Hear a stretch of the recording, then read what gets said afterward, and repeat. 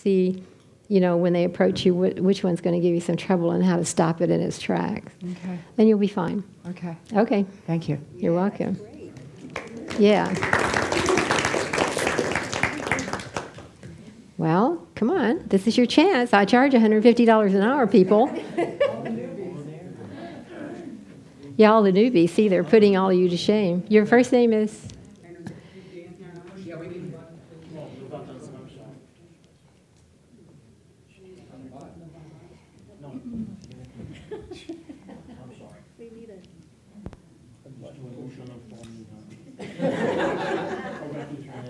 Okay. Oh, good.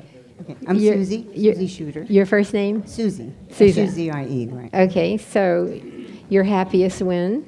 When I am bringing innovative approaches to my field, which is medicine.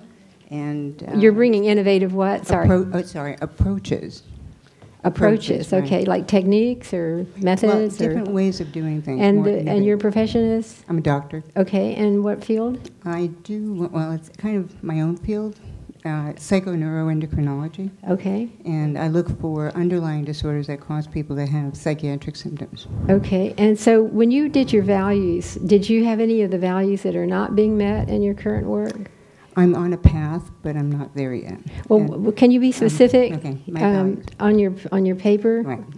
The 5 values you picked were? Intellectual stimulation. Right. Helping others. Okay. To fulfill their goals.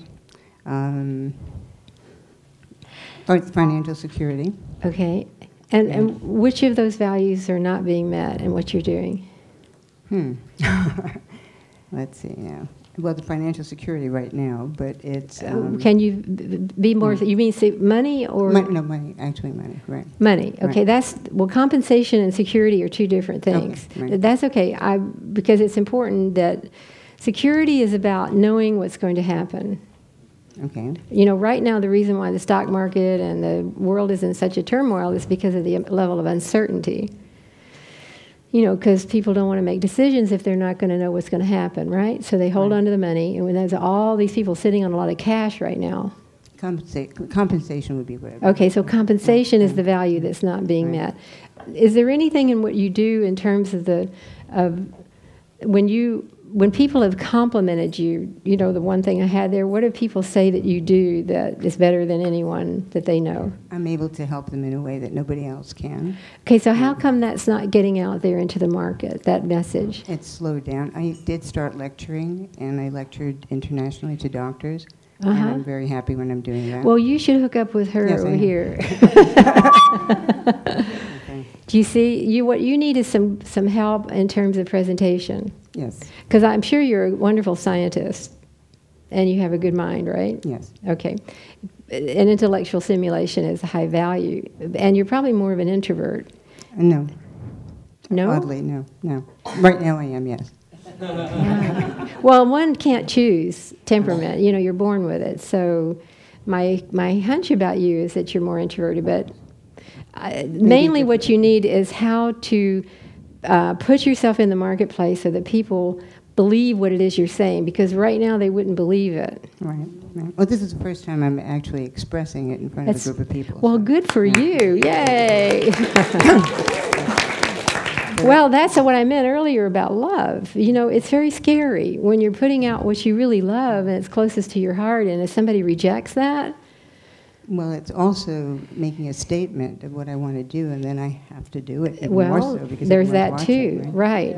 Yeah, and that's really why I have people do a lot of writing in my work with them, because when you write something, you've committed. You can't take it back, as opposed to just saying you're going to do something, right? Exactly. And especially if you say it to only one person, but if you say it in front of a bunch of people. So who do you know that's a really outstanding speaker?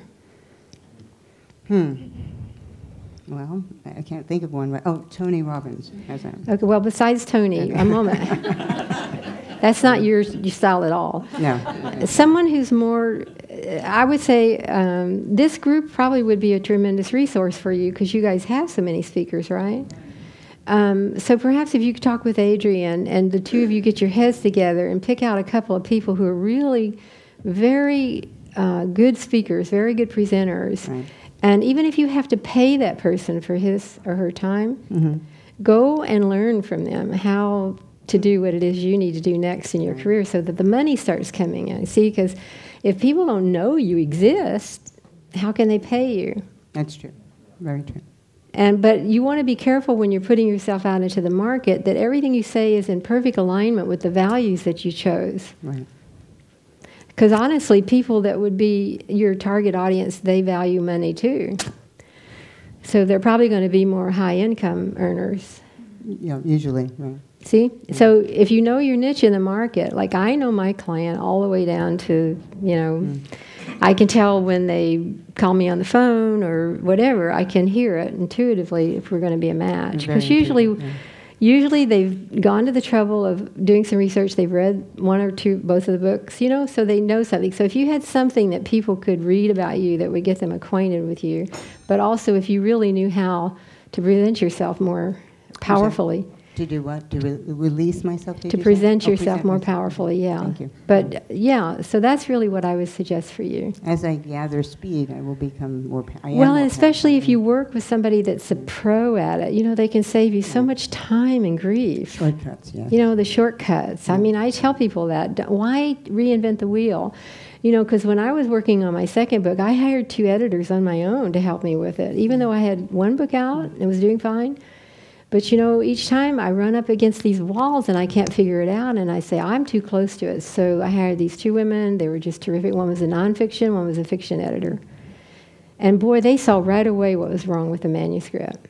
I think you've just identified one of my problems, which is a do-it-yourself kind of attitude. Exactly. That you got to get over if you want to go to the top, because people at the top are not do-it-yourselfers. No, it's hard to advance if you're doing everything yourself. Well, we're all limited, aren't we? Right.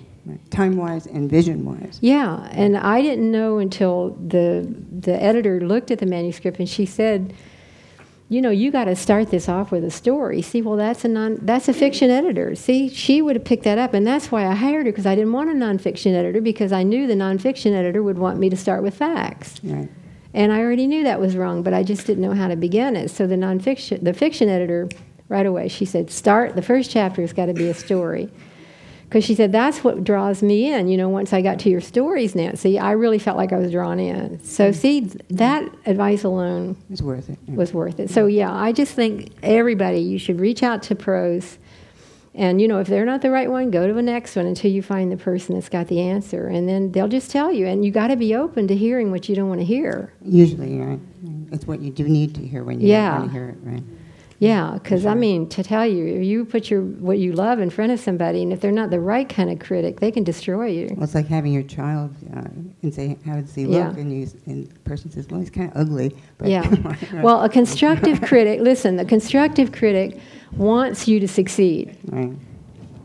They're not threatened by your success because they already are successful. They already feel good about themselves. A destructive critic, I've met some of those. They've been pretty successful, what you would think was successful, but they're not really doing what they want to do, and your success is very threatening to them, and so they'll put you down, or they'll. So you're paying for someone to rip you apart. Yeah, so you want to really look for your critic, that person's got their feet on the ground, and they're happy, and they're content, and they're really open to helping you, but they're going to tell it to you straight.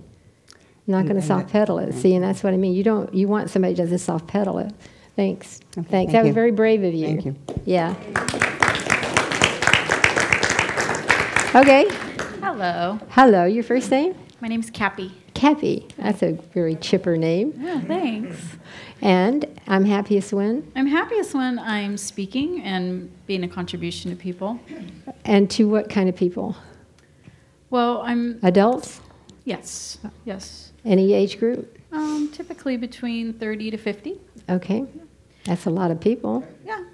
Entrepreneurs. Okay. Business owners. Well, see, that's helping. Get more specific. See how we get targeted here? Entrepreneurs doing what? So, in their own business. So Okay. I do hypnosis and NLP. So I've been speaking for about 15 years. Okay. One of the things that I'm really getting more involved in that I'm really liking that's a little scary for me and kind of out of my box is as in a film recently, a motivational film, and now I'm hosting another film. And I love the camera film thing, but when I was young, I wanted to act. We kind of talked about that at our table. Uh-huh. But I've always been afraid to say that. Like, Why? It's kinda, I don't know. Well, what did your father do for a living?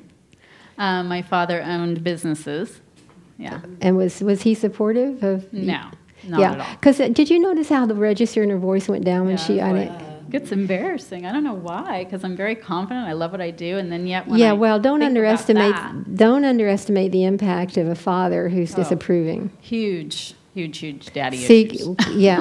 I'm really aware of that. I do hypnosis for a living. Trust me. Well, you done are a lot of not dad alone. stuff. You are not Yeah, alone. You know, the major. father, if you look at the father symbolically, which is what I do as an archetype, when I'm reading autobiographies, I'm looking at the father to see, did he take the risk that he needed to take?